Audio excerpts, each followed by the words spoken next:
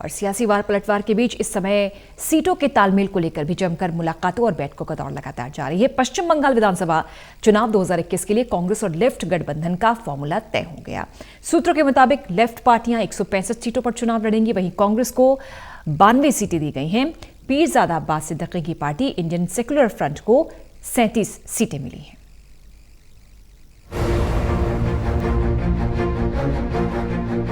पश्चिम बंगाल विधानसभा के चुनावी रण में कांग्रेस और लेफ्ट गठबंधन का फॉर्मूला तय हो चुका है।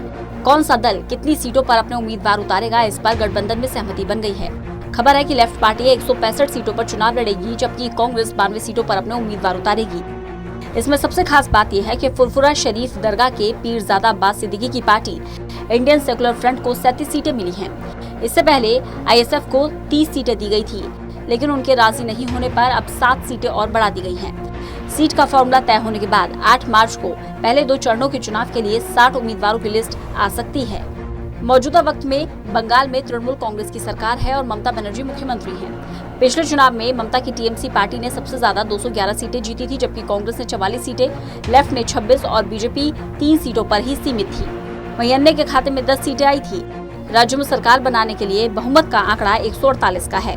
बहुमत के इस आंकड़े को पार करने के लिए सभी दल एड़ी चोटी का जोर लगा रहे हैं। बंगाल में 8 चरणों में मतदान होना है।